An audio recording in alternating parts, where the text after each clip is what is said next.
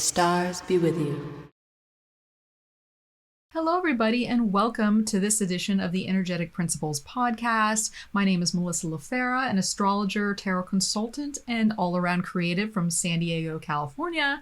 And today we are going to be looking at the new moon in Scorpio, which will be happening on November 1st, 2024 at 5:47 a.m. Pacific time. Now, before we get started here, let me just remind you that this is a assessment for the general collective. So if you're looking for more personalized advice, please come over to energeticprinciples.com where you can book a personal consultation and we can dive in further to see what's going on in your chart. All right, so the Scorpio new moon. I am labeling this commitment to rebirth, or committing to rebirth, right? Because we are in the process of it. And it's sort of this Phoenix edition, right? We're constantly rebirthing in our lives. Hopefully, I'm a Scorpio rising, so maybe that is my bag, but we are at a really potent time to turn over and renew our energy. And so the Phoenix is rising and we are about to burn up into this new amalgamation of who we're becoming on a spiritual level. And so we sort of have two stories at play. So I'm just going to go ahead and share the chart because there's a lot to share here. So let's take a look at our Scorpio new moon. You can see all the players we have here going on. We have the, let me get my cursor here. We got the sun and moon over at 9 degrees and 35 minutes of Scorpio. With a trine to Saturn here in Pisces. And we also have this dynamic configuration going on between Mercury, Neptune, Mars, and Pluto, which we'll talk about. We also have this connection with Mars, Pluto, and Juno that I spoke about in the Aries full moon video that I did a few weeks ago. And then we also have this Jupiter Chiron connection going on. So what I've decided to do for this video is that we are going to break it down, and instead of looking at this all in one planetary jumble, we're going to sort of look at each aspect one at a time to see what we can gain from that more specialized view, right? We're getting into Scorpio energy, which is investigative mode. So let's dig a little deeper here. So first we're going to look at the luminary configuration with the sun, moon, and Saturn, right? Because wherever, whoever the luminaries are talking to during a lunation, especially a new moon, we're talking about opening new doors. This is fresh energy that is seeding and beginning to brew. And so this is sort of the... it's what draws us into the story, right? You open a book and you read the first page or the first couple lines, and this is sort of the just what draws us into the story. And so who's drawing us in? We have Saturn over here. And so this is our first story, which is about spiritual maturation, and especially in these houses. So look at your chart. Think about where your Scorpio house placement is, and then also this Pisces house placement, and how those two are flowing together and what it is that is strengthening in this Pisces zone of your chart so that you can rebirth in the Scorpio area. And so when Saturn comes to town, we are thinking about things like being in integrity with ourselves, taking responsibility, having self-control, being emotionally grounded, or part of our consciousness is in a more sober mindset so that we can reflect on the self, understand our needs, our feelings, our sense of satisfaction, what our long-term goals are, what are we planning? And what do we want from out of that? Sometimes we are in planning phase and sometimes we're like, what the hell are we planning? And so we're connecting from a spiritual standpoint about what it is we want to accomplish in life. And in order to do that, we might need to accept the fact that certain repairs have to be made on our foundations in order for that to happen. So it's sort of this energy of committing to the inside job, right? And some element of solitude may need to be involved in this process, right? Because sometimes if we have too many outside opinions going on, or we're too connected with what other people think or our relationships, we can't get to the core essence of who we are and what it is that we want out of life and where we want to aim our intentions. So the next big aspect, and this is a huge one here, is we're going to look at this special formation between Mercury, Neptune, and Mars that are in this grand trine, this grand water trine. And then Mars and Pluto, which is in this opposition. And this opposition is incredibly important. I've been talking about it in many of my videos because it is not going to pass and then go away. We are going to have it continually show up in early January and then again in April. And Mars and Pluto energy can be intense. Think about sort of that volcanic energy that it's just like underneath the surface. It's like, oh my God, something's gonna blow. And something needs to blow because it has to release the pressure. And that's what I talked about earlier in the Aries full moon video and this idea of the Mars-Pluto pressure cooker. So our pressure cooker is, about to ding. But there is this very interesting aspect of the grand water trine between Mercury and Neptune with Mars that is adding to this. And then also Mercury with Pluto, and then Neptune and Pluto, which Neptune is retrograde and it's moving away, but still it's forming the energies that are needed to make this configuration. And so the Neptune component may be a little more internalized, sort of that,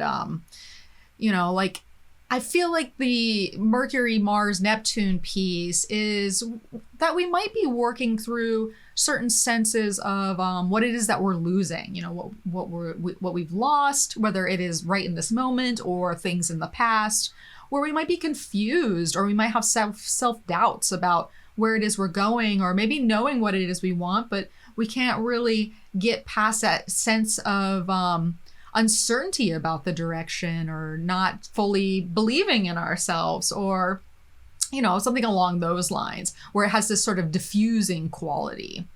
There's also this sense of disillusion where we might feel that certain things have to dissolve, or parts of ourself have to dissolve, or our actions or our thinking, right? Because essentially Mercury is our communication process, our processing process, right? Our sense of logic, and our perspective.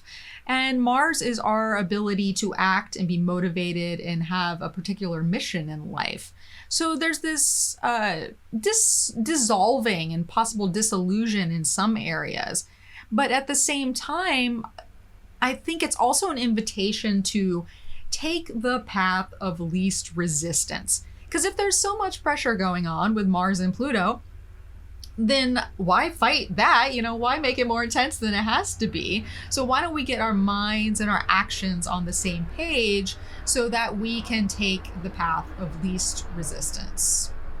I've got a big plane going over me right now. The plane confirms. So some of the things that we can think about within this is that if we're having, heated dialogue, whether it's conversations with others, in our own self, we can kind of soothe that and put a healing balm on it. Or we're just going to be able to allow difficulty to pass through. Like, we can't control certain things that are outside of us, right? Sort of this stoic perspective that, because Scorpio does love to control, and so does Capricorn there. These are definitely controlling energies. Oh, and even Cancer. Who am I kidding? So it's almost acquiescing to this idea that, certain things are not in our control. And so we can't fight the flow of change. And so instead, it's wise to take that path of least resistance, because that's going to get you to what really needs to turn over. So allow difficulty to pass through you, and really start to apply what your ideals in life are, or what your imagination wants to cook up, right? Because if we're making life changes, which this new moon really brings to the surface, we can start to imagine what that looks like, that Imagineering process. And in order to do that, we need to maybe dissolve some reactivity that we have been focusing on, or, that is part of the resistance. Reactivity tends to give us resistance. And then we, whether we're literally fighting back or just emotionally inside, we're very resistant to what is happening. So how do we dissolve that reactivity and get excited about creation? I mean, creation is so powerful. And as we know, right? So we really want to focus on how we can co-create in life right now. So essentially, this is our second story, right? Because this kite formation where we see, obviously we have this grand trine I'm talking about, and then these two sextiles, and then this opposition between Mars and Pluto. These are all houses that are working together, right? This Cancer area, Scorpio, Pisces, and Capricorn. And keep in mind, these are all earth and water signs. So this is a slower, more internalized process that can be very personal for the individual, right? I mean, some people will see what's going on, but a lot of it is churning on the inside. So we're healing and transforming the inner world. And when we do that, then the outer world starts to follow suit. So within this, you can kind of think of the kite, it's almost like the backbone of the kite is this Mars-Pluto action. And so I think that Pluto is a very big component here, right? It is at its dying breath at the last degree of Capricorn, never to come back for our lifetimes here in only a handful of weeks' time. So really look at this house and this journey that you've been on with Pluto, and how your actions and your mind and your spiritual consciousness can give way to what really needs to change and shift, and take ownership of this opportunity to make creative change, right? Because there is an opportunity. We don't have to succumb to oh my gosh, life is so difficult, or this has to change, or I don't know if I have it in me to do this, or everything feels heavy. It's more about just, once again, getting in that flow of least resistance, because Kite's going to have this energy of feeling fated or destiny. And so it brings up this, the question of, fate versus free will. And I personally think that both exist, of course. And life loves to hand us little fateful things. And fate is essentially things that are beyond our control, right? But that free will is what we are able to do with those destined configurations or meetings or encounters, or just where life has brought us to this point. And so everything is pointing at Mars and Pluto being this activation factor right now, and Pluto being this idea of total transformation, especially in this Capricorn zone. And so keep in mind, this is going to be a slower process, like I said, but we definitely want to be open to it, because that's the only way the pressure is going to relieve. And I think it's actually really a blessing to have Mercury, Mars, and Neptune all in a configuration, because we can mentally get on board with that. Now, another aspect that is going on is this connection between Mars, Pluto, and Juno. And I talked about this in the Aries full moon video and more in depth. And so if you want to revisit what I was saying there, I definitely watch that video. But this is this energy of a commitment dynamic that is perfecting, right? We got Mars, Juno, and Pluto all at 29 degrees.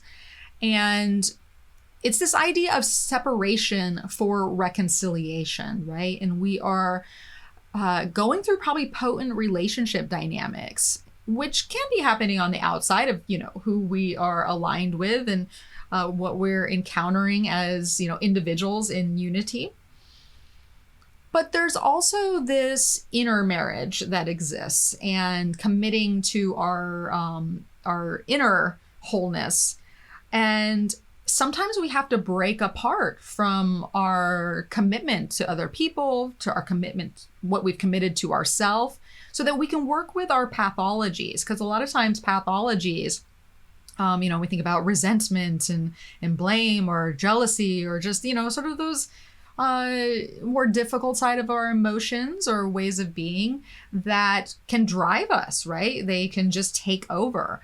And so when we break apart from what it is that we have been solidly committing to, whether it's consciously or unconsciously, we can look more deeply at that drive that might be not beneficial for our sense of coming together with another or coming together inside, so that we can be reunited in a healthier place. And for the intermarriage, be reunited with our true selves. And so there's a lot of looking at what is out of integrity or out of authenticity in our commitments, and taking space from that so that we can really identify that and come back in a wholer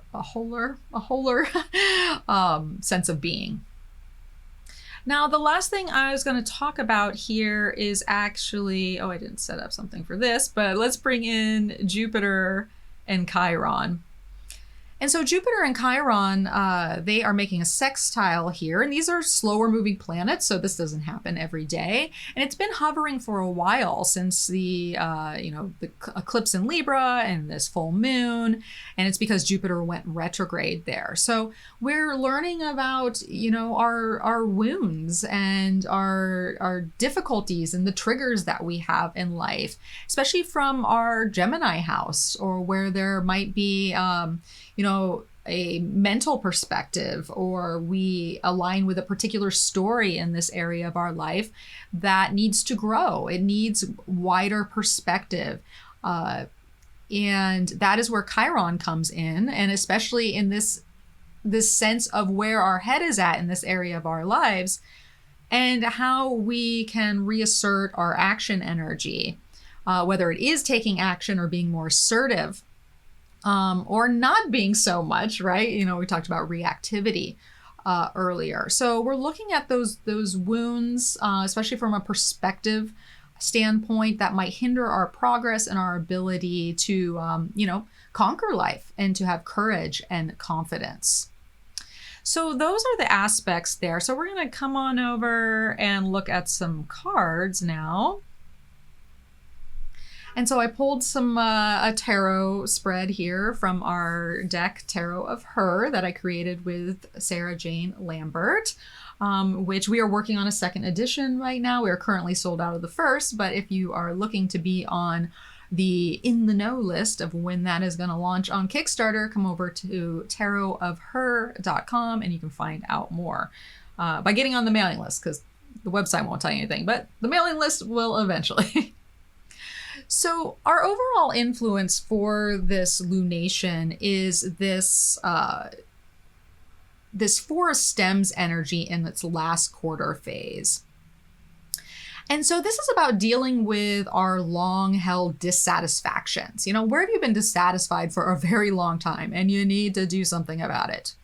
Because this is necessary in order to, we have to address it, because there's a spiritual reevaluation that needs to happen.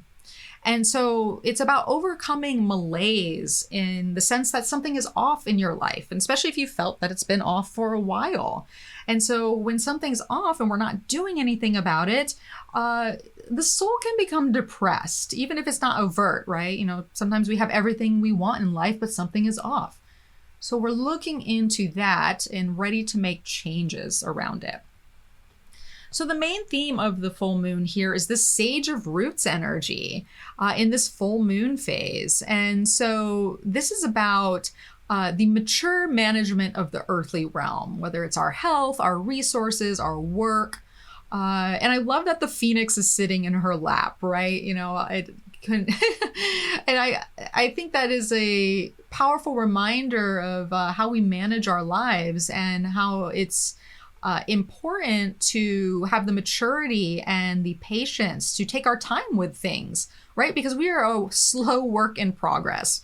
And hopefully we're all living very long lives that allow us to, incrementally dole out our maturation process and bring our spiritual fire down to earth. So there is this sort of maturity and patience dynamic in how we're changing and how our material world will then be affected as a result. Now, what to let go of or release is actually death. And so this is to me, this is kind of twofold here. So that's either this idea of moving away from the transition or what has passed, because sometimes we dwell on what, what it is that we have lost or the past there. And we don't want to dwell on, change that is inevitable. But sometimes it's also about that it's not necessary to burn everything to the ground, right? If we're talking about patience here, sometimes we don't have to kill it completely. Maybe there's more adjustments or a change of attitude or perspective, as we were talking about before, that can transform a situation without it totally dying. Now, what we're inviting in with the energy is this Six of Blooms, victory energy, right? And so it's in this waxing crescent phase. So we're exploring what victory or outcome we would like, right? And in order to do that, in order to have our personal victory, we need to align with new levels of confidence and courageousness, right? I mean, Scorpio is a Mars-ruled sign, and that Mars in Cancer that's opposing Pluto is getting a test of a lifetime. And Mars is about to go retrograde, right, in the beginning of December. So this new moon really does have an invitation to our mission and our sense of victory and what it is we want to conquer in life. And it's not going to be an overnight process. This is a really elongated process. And we are opening up to what needs to be done so that we can set our sights on what it is that we deem to be our sense of success, or having a promotion in life, or getting the glory that we seek, rather than being in this ho-hum state of like, I don't know about how I feel about my life right now, And so I love the term, the comeback always trumps the setback. So wherever we're set back right now, we need to explore how we can have our comeback. So that is, the big comeback. And where it leads us overall with the energy is this fledgling of stems in the full moon position. And so this is about embracing vulnerability, right? Scorpio doesn't necessarily like to be vulnerable, but there is just this need to remind ourselves that our sensitivity is our strength. So when we're able to be vulnerable and open and honor our sensitivities and honor our intuition, what our intuition is telling us, because that is really guiding us right now. We have a lot of water energy, so we might just more feel things, whether it's in our hearts and our emotional state, or in our body when we get tingles about something, and we know, okay, I'm onto something. This is an important message.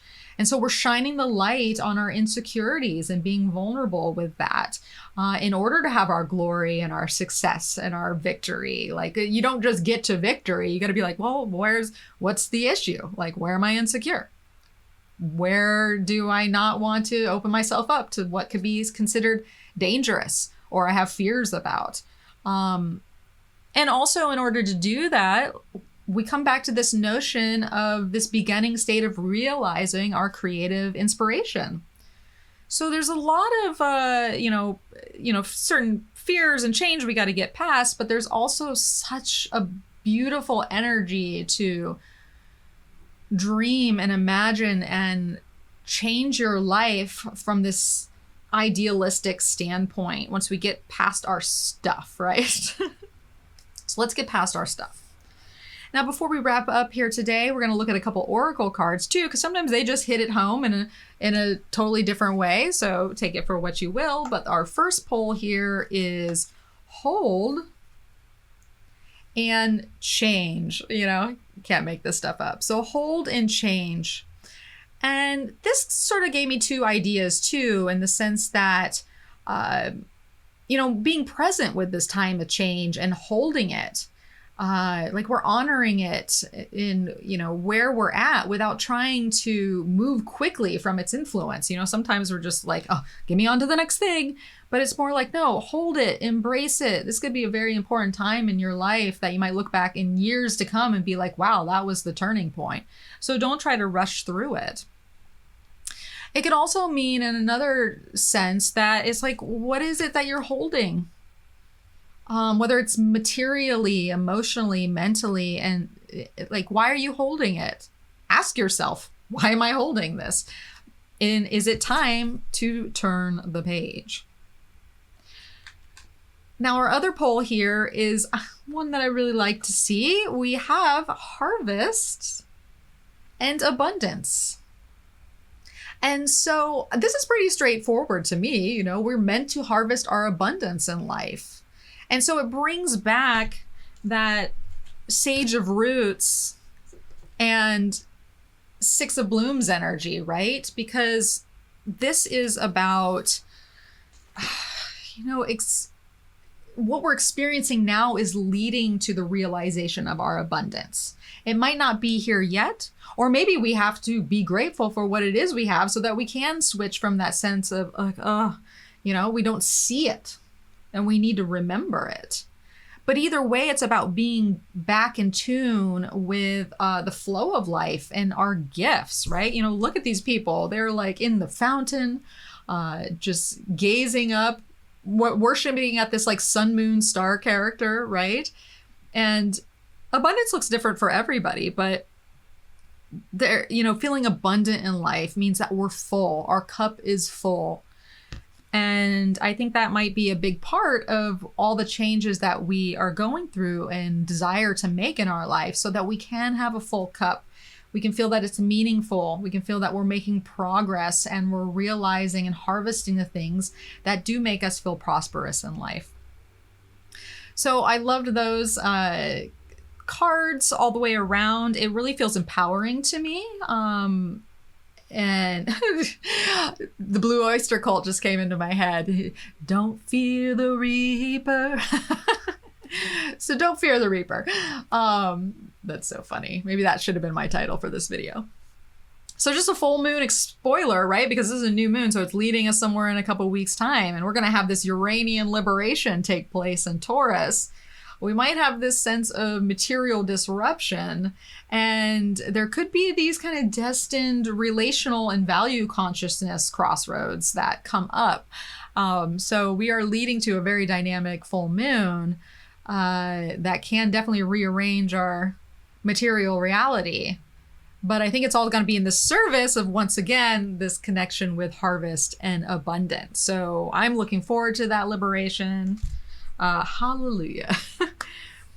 All right, everyone. Well, I hope you enjoyed that run through of this new moon in Scorpio. Once again, if you'd like to book a consultation with me, come on over to energeticprinciples.com and you can book directly and we can look at your chart in more depth.